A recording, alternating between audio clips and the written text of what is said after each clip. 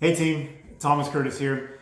Today we're going to be teaching a class on win-win with buyers and sellers. Sorry I couldn't do this live, so I'm going to record this, send it to you guys. This stuff is going to be things that are relevant in today's market. You're talking about July 2020 where everything is changing daily, stuff's opening and closing. These couple tips I'm going to teach you with buyers and sellers are going to show you how to win in today's market. I'm going to give stuff for beginners and then maybe some and a few tips for advanced in both areas. So let's jump into it. I don't want to waste your time.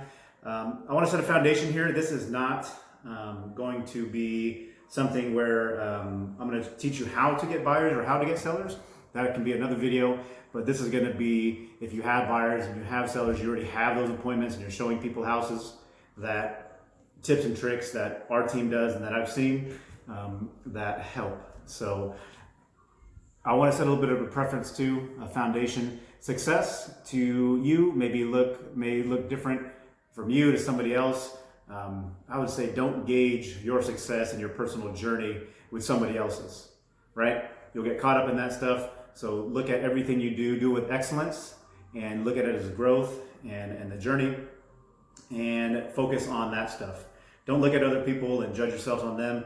You are in a race with no one. You're in a race with only yourself. So what I want you guys to make sure you do before we do any of this stuff is reevaluate. It's halfway through the year. We need to reevaluate 2020. School's coming back in. Kids aren't going back to school. So if you have kids, we got to reevaluate what the rest of the year looks like and adjust and make weekly, daily goals, monthly goals to figure out what the rest of 2020 is going to look like. And then if you don't have kids and things like that, it's just a time where you still reevaluate and then you just grind, right? You push. So the biggest thing is be able to adapt and be able to pivot with whatever's going on in the market, because honestly, it's changing every single day. So beginning, we'll start with buyers, right? So what I recommend with buyers, if you do about 1 to 20, 1 to 30 transactions a year, right now in today's day and age, you need to frame your buyers. I say, frame. If you have kids, I have 4 kids, so before they go to the grocery store, I let them know, like, hey, don't be grabbing stuff. Don't ask me for a bunch of things. You be respectful. So I frame their mind before we go into a store so that they're not crazy, at least so they know what's going in and they know somewhat of boundaries. Do they push those boundaries? Yes, they do. Just like your buyers will push those boundaries. But the way that you frame your buyers is you let them know, hey, the market. We give you market updates. Right now in July, we have a 14-day supply of inventory. That means you put a house on the market's going to gobble up the inventory in 14 days. So that is super, super, super, super seller's market, right? A balanced market is 6 months of inventory. You put a house on the market, it'll get consumed in 6 months. Right now we have a 14-day inventory. So just process that for a minute. So let them know we have that kind of inventory. Let them know, like, hey, most houses are going above and over asking price if they're good houses. What I want to let you know is how to be efficient on showing. And the way that you do that, sometimes people, buyers want to see 10 houses or 15 houses. And realistically, on this day and age and where we are today in 2020, July, you just need to let them know, hey, if we see this house, is this a house you're willing to put an offer in on? You just want to see it. And if they're like, no, not really, I just kind of, look good, then hey, scratch that off. It's a waste of their time. It's a waste of your time. You need to frame them in that context so that you say, hey, I don't want to waste your time. I don't want to waste my time. They already have X amount of offers or X amount of showings. Let's go at the top 3 to 4 that you will put an offer in on before, and those other ones, let's not even bother with those. So frame them, let them do that. It's going to save you time. It's going to save them time. Write clean offers, right? So in today's day and age, like I said, things are going $5,000 to $10,000 over, maybe more, over asking price. So a better way as a listing agent, that when I get buyers offers in, I look at what the down payment is. Maybe put a higher down payment, right? $5,000, right? The rule of thumb is 1%. So if it's a $100,000 house, $1,000. If it's a $500,000 house, $5,000 in our area, Central Valley. Low inspection period, lower the inspection period from 17 days to 5, maybe 10 days, depending on when you can get your inspector in there. And honestly, guys, we just want to get this in contract. And if the inspector says, hey, I can't get in there for until day 13, it's not going to be a big deal. I'm sure once you get in the contract, you can negotiate that with a listing agent. It shouldn't be an issue, right? Possibly waive the appraisal contingency, right? That's a big thing. You still have the loan contingency there, but possibly waive the appraisal contingency and saying, hey, I went 40 grand over asking price, but if the appraisal comes lower, we're willing to pay $5,000 over appraisal value or $10,000 over appraisal value. You have to gauge your client and how much they love the house and how much they want the house. And make sure when you put these offers in, Troy says this all the time, make sure when you put the offers in, you ask your sellers or you ask your buyers, hey, if somebody got the house for $1,000 more, would you be upset? And if they're like, yeah, then go up 1,000. If somebody got it for, if you're putting in an offer at 200, if somebody got it for 205, would you be upset? And your buyer said, yeah, absolutely, I'd be upset.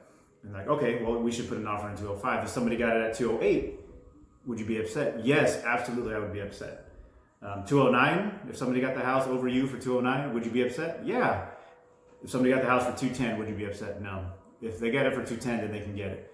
Then hey, 209 is the offer that your buyer suggested and you should put in. This way, they don't blame you because they didn't get the house, right? And you got to let them know how many houses what the market is, because at the end of the day, if you don't frame them, then what ends up happening is they might think you're a crappy agent, right? And they don't know what they don't know, right? They don't know what they don't know coming in, and if they're putting in offers on 5 houses, not getting any of them, and you don't frame them, they probably think you're a crappy agent. It's happened to me, so that's why I'm telling you guys to do that. So those are kind of for the beginners. For the advanced, for buyers right now in today's market, really, you guys need to leverage, right? We are busy right now. The market's hot. It's tough to have buyers. But if you have, I found, at least me personally, I can only work from about 5 to 7 buyers and be efficient and be on top of my game without other things falling in my life, right? So what you need to do, just a suggestion, this is what I've done and what some people that I've known in the past, is we hire a buyer's agent, right? So what that looks like is maybe you talk to a new agent and you train them, or somebody who's not as busy as you are, and you said, hey, Bob, you know what, I have this buyer. You introduce your buyers to Bob, and you say, hey, Bob, I need help, and you're not as busy. I want to help you out. So let's make this a win-win. So Bob, will you help me show my buyers' houses, right? Will you let me show my buyers' houses? And I will pay you up to $500, $100 per house, up to $500 at the close of escrow. Right? All right, Bob. So if you show them 3 houses, you get paid $300 at the close of escrow when we close. If you show them 10 houses, you only get paid $500 at the close of escrow.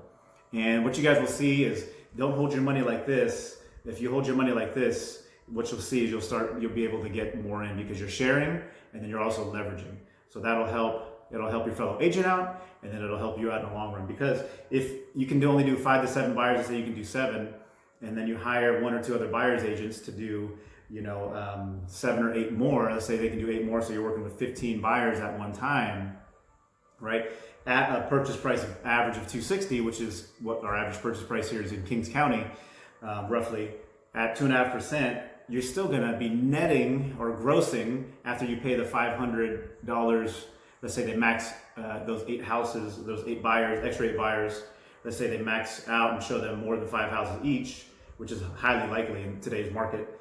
You're going to not net, but you're going to gross, after you pay that money out, you're going to gross an extra $48,000 with those extra buyers that you couldn't be able to show right now, but you're having, Bob and maybe somebody else help show.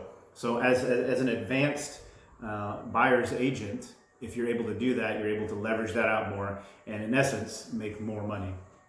And once you start getting, once I've seen, 10 to 15 to 20 transactions that we have going on, what I have seen is you need to follow up with them every couple days. So you need to put them in command. You need to look at where they are in the transaction. There's also another app called Folio, Folio, which you can, it'll kind of condense all the emails into one. So you can say, hey, you know what, on Birch Drive, these are all the emails, and then it'll also have a timeline on there. So you're like, okay, you just click on Birch. Where are we at in the transaction? What day are we? Okay, we're at day 14. Okay, shoot, I need to start getting my, if it's a 17-day contingency removal for inspections, I know they're gonna be sending that in, or we only got a few more days for inspection, or hey, we're past 21 days on Font Street, or whatever. You can look at that. So as you get more advanced, you're able to do that and go forward. That helps out a ton, right? Follow up with your buyers every couple days and leverage. So that is with buyers. Transitioning into sellers, right? So with sellers right now, what I have seen is you need to adapt.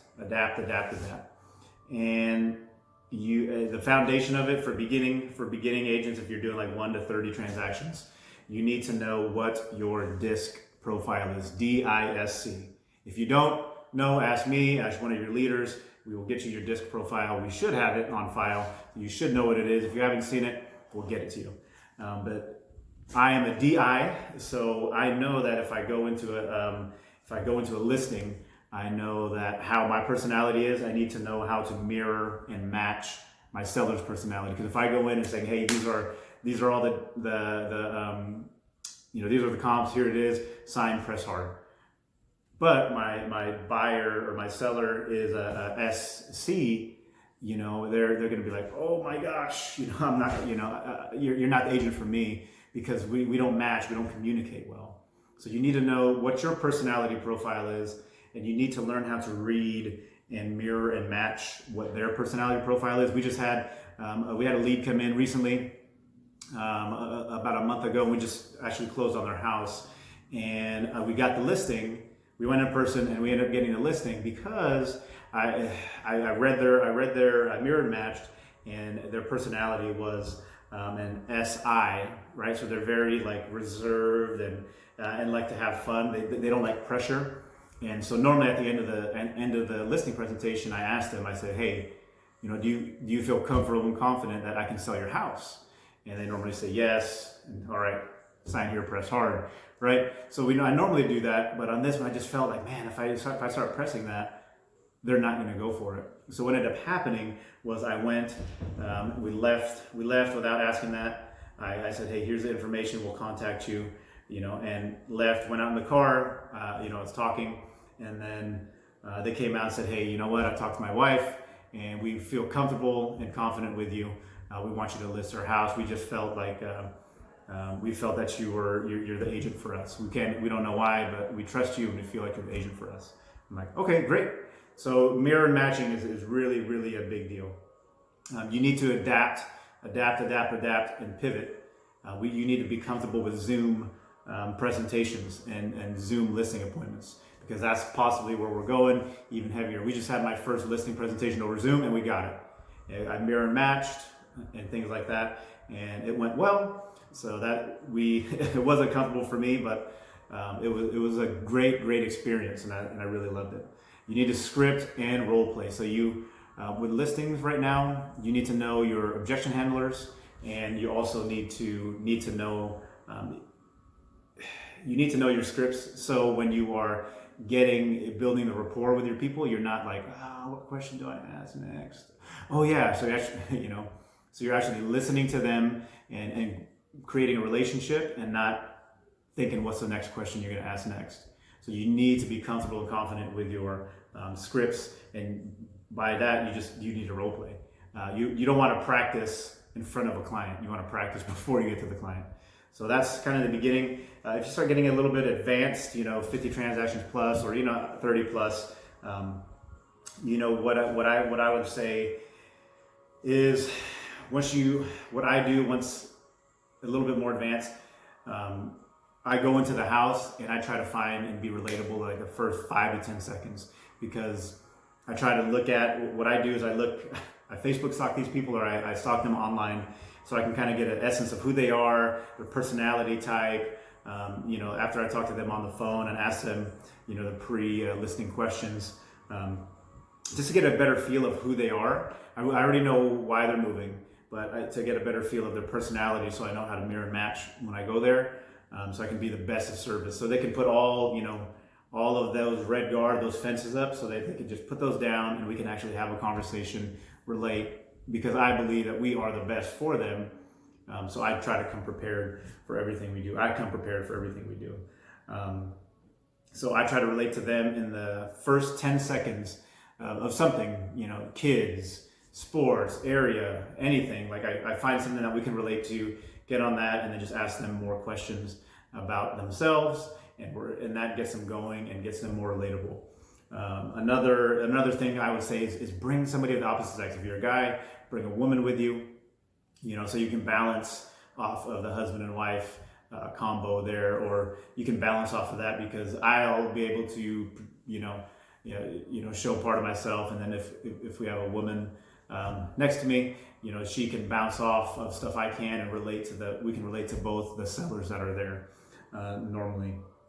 And then also an advanced tip is I do not start my listing presentation if I'm in person or if I'm online until I feel that we've broken the barrier and we've started to relate, broken the barrier and the walls are down or semi-down. A lot of the times you walk into a listing and the guys are like this, like what are you gonna sell me, right? And that's not, I wait till they open their arms, they start leaning forward, right? Like I start waiting for that, and once I see that, I'm like, okay, their guard's down, and they're able to hear what I want to portray to them, right? A little bit more advanced stuff, leverage. If you start, getting 5-10 listings, you need to get a sign guy, you need to get a, lockbox guy, you need to hire an assistant or have somebody put it into the MLS for you. You need to, what we do on Fridays, we update our sellers every week on Fridays. We let them know, like, hey, there'll be showings, and we may update them with showings as they come. But most of them, we update them on Fridays with everything, like, hey, this is where the market's at, this is what we're doing. These are all the offers that are coming in. These are what people are saying, feedback. We have people schedule the pictures. Also, before we list it, you need to have a pre-listing presentation packet.